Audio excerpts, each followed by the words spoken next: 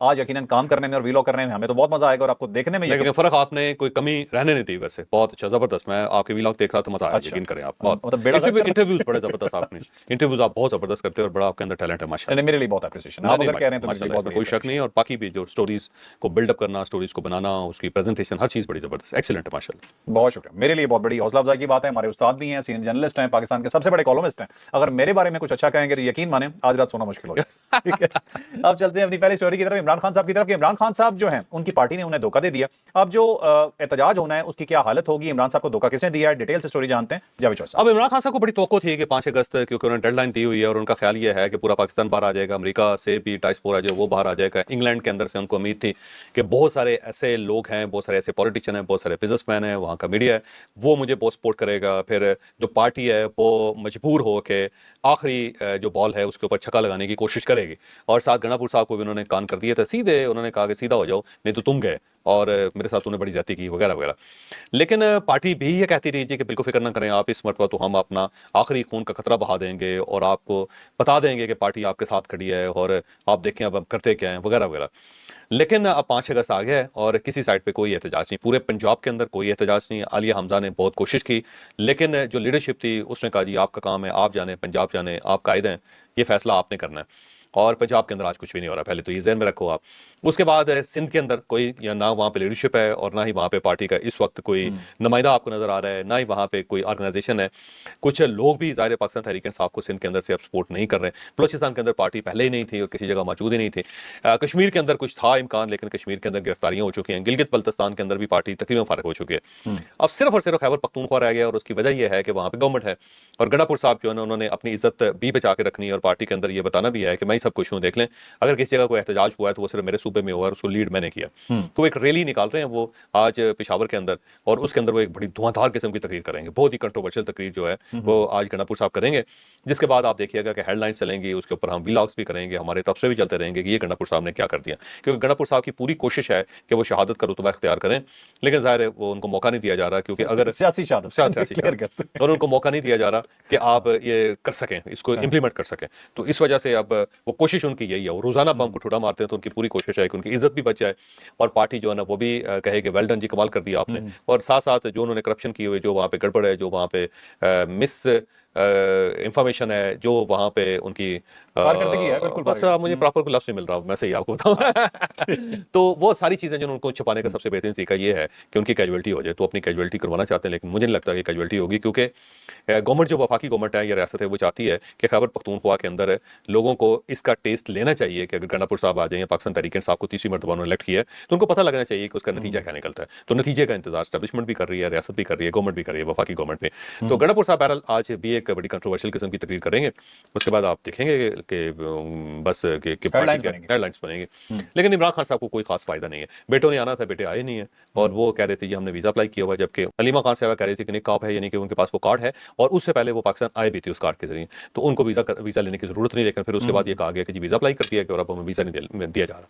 तो वो एतराज वहां से किया जा रहा है कि जी वो तो आना चाहते थे लेकिन वो नहीं आए, इस वजह से कि उसको वीजा जारी नहीं किया गया और हुकूमत पाकिस्तान पर डाल दिया गया। हुकूमत पाकिस्तान क्यों वीजा जारी करेगी उनको, या अगर करेगी तो जाहिर है एक पूरा प्रोसीजर है कि आप 2 दिनों में कैसे वीजा हासिल करेंगे। अगर आपको वीजा चाहिए था तो आप चाहिए था कि आपको 1 महीना पहले अप्लाई करते थे, तो महीना पहले तो उन्होंने अप्लाई नहीं किया था, तो वो नहीं आए। और उसके बाद पार्टी जो है तितर बितर हो गई है। फिर 9 मई के जो रिजल्ट्स हैं वो भी निकल आए कि बाकायदा फारग हो गए बहुत ज़्यादा लोग।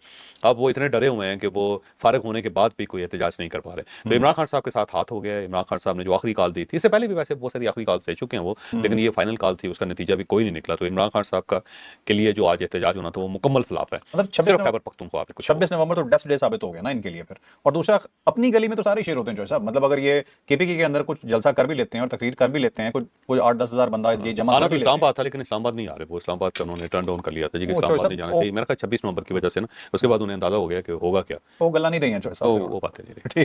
कोई शक। चलें अब चलते हैं जी अपनी सेकंड स्टोरी पे। बहुत इंपॉर्टेंट स्टोरी है जी कि ट्रम्प साहब मोदी साहब को ऐसे रगड़ रहे हैं जैसे रगड़ने का हक होता है। ऐसा लगता है कोई वीडियो उनके पास है, चौधरी साहब को तो नहीं पता कौन सी वीडियो है, मुझे पता है कौन सी वीडियो उनके पास है, वो गौ मूत्र वाली वीडियो है। मुझे लगता है ये रिलीज ना हो यार, इसको प्लीज निकाल यार किसी तरह। ये गौ मूत्र को जो डालते हैं हर जगह। अच्छा निकाल दिया। मैं बता गौ, मुझे अभी बाहर गया हुआ था ना, वहाँ पे पाकिस्तानी मिले, उन्होंने बड़ी तारीफ की आपकी कि वो गौ मूत्र की जो पब्लिसिटी करते हैं, वो कमाल करते हैं, बड़ा खुश है। बल्कि एक साहब ने ये भी कहा कि बरतानिया के अंदर, इंग्लैंड इंग्लैंड के अंदर मिलता है और बड़ा फ्लेवर्ड किस्म का होता है, बल्कि साबुन बना हुआ है गौमूत्र का। उन्होंने कहा मैं फ़र्क साहब के लिए बतौर तोहफा लेके आऊँगा बरतानिया से और इनको प्रोवाइड करूँगा कि ये ले लें, कितने फ्लेवर्स के अंदर जो ना अवेलेबल। यार ये क्या वैसे नहीं चलो साहब, चले मैं नहीं कहूँगा, गौ कोला क्या दिया करूँगा। चले जी, अब ये स्टोरी बड़ी इंपॉर्टेंट है जी कि धमकी दी है डोनाल्ड ट्रंप ने दोबारा इंडिया को। जब इंडिया को धमकी देते हैं तो यकीन मानेंगे धमकी डायरेक्टली मोदी को होती है। उन्हें इंडिया से शायद बहुत मसला नहीं है, लेकिन मोदी से बहुत मसला है, क्योंकि एक झूठे इंसान से सबको मसला होता है। कोई भी उन पर एतबार करने को तैयार नहीं है। ये पूरी स्टोरी क्या है ये हम आपको डिटेल से बताते हैं। सिर्फ आपको इतना बता दें कि जो इंडिया की हालत इस वक्त करने जा रहा है ना, ये मोदी की हालत जो करने जा रहा है डोनाल्ड ट्रंप, वो शायद उसके तस्वुर में भी कभी नहीं था कि जैसे वो माई फ्रेंड कहता था कि माई फ्रेंड उसके साथ ये करेगा। डिटेल से स्टोरी बताते हैं कि आखिर इंडिया के साथ हुआ क्या। अब इंडिया के साथ दो इशू हैं और ये इश्यूज जो है ना वो आप ये समझो अमेरिका के साथ भी हैं कि अमेरिका ज़ाहिर है इस वक्त बड़ी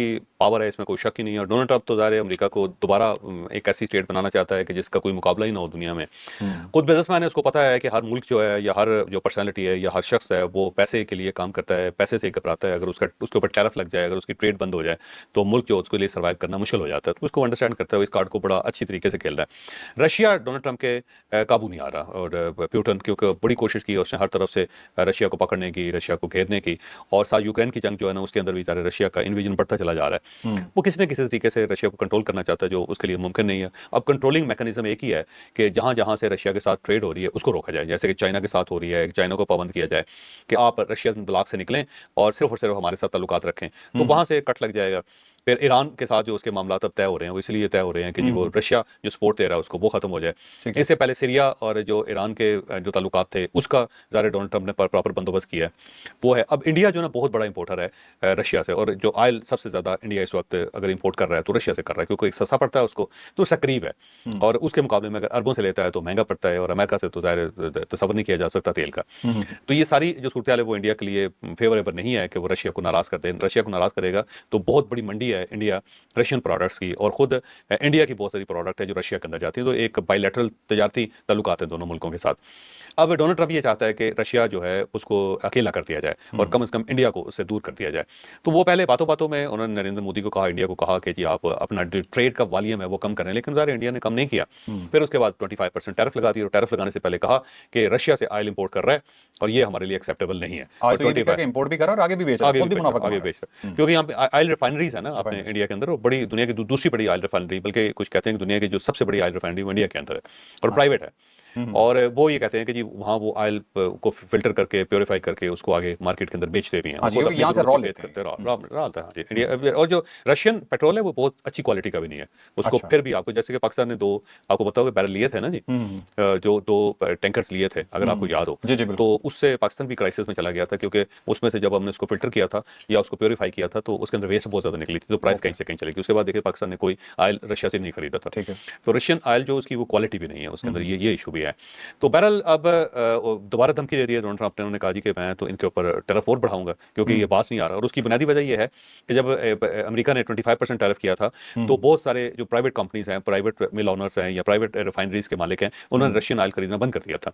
और जब उसकी खबरें आनी शुरू हो गई, लेकिन बाद में फिर कुछ रिपोर्ट्स ऐसी भी आई कि ये खबरें सिर्फ खबरें थी, असल में आज भी वो रशिया से पेट्रोल खरीद रहा है, तेल खरीद रहा है, और उसको वो फिल्टर करके प्योरीफाई करके उसको प्रोसेस करके मार्केट के अंदर बेच भी रहे हैं। तो ये खबरें भी आना शुरू हो गई। तो उस पर डोनाल्ड ट्रंप को बड़ा फील हुआ कि मेरे साथ धोखा किया जा रहा है। तो उसने कहा कि अब मैं इनके टैरिफ में इजाफा करूंगा। 7 अगस्त को ज़ाहिर 70 मुल्कों के टैरिफ में उसने फैसला करना है, लेकिन मुझे लगता है कि 7 अगस्त से पहले या 7 अगस्त को इंडिया का जो टैरिफ है उसको 100% बढ़ा दिया जाएगा। डोनाल्ड ट्रंप बार बार इस चीज़ का जिक्र कर रहा है कि जी मैं तो इनको 100% टैरिफ कोई साहब आज उसने खुद भी कहा। इससे पहले स्टीफन मिलर हैं, ये ट्रंप के व्हाइट हाउस के एडवाइजर हैं। अब ट्रंप के अपने ट्वीट को तो हम बाजू को ये समझते हैं ना कि सिर्फ वो जी एक जिसे कहते हैं धमका रहा है या कह रहा है करेगा कुछ और, लेकिन जब व्हाइट हाउस से ये कहलवा रहा है तो उसका मतलब है वो सीरियस है। हाँ जी, स्टीफन मिलर जो हैं इन्होंने भी एक इंटरव्यू दिया है, फॉक्स न्यूज़ को इन्होंने एक इंटरव्यू दिया, उसके अंदर इन्होंने क्लियर कट कहा जी कि चाइना के बराबर ऑयल इंपोर्ट करता है जो इंडिया है रशिया से, और ये फाइनेंस करने के बराबर है यूक्रेन जंग को, कि रशिया को फाइनेंस हो रहा है कि यूक्रेन कुदरती बात है, जाहिर है उससे जो पैसा मिलता है वो जंग के अंदर इस्तेमाल होता है। रशिया की जो मैशत है वो मजबूत होती है और अमेरिका नहीं चाहता कि इकॉनमी जो है रशिया की इतनी मजबूत हो। अच्छा, एक तो ये इशू। दूसरा इशू जो है वो पाकिस्तान और इंडिया की जंग थी, और जब ये जंग हुई तो उस वक्त ज़ाहिर है इंडिया ने कोशिश की कि इस जंग को रोका जाए, क्योंकि पाकिस्तान की तरफ से तो बड़ा मामला बढ़ता चला जा रहा था और इंडिया की बड़ी सुखी हो रही थी।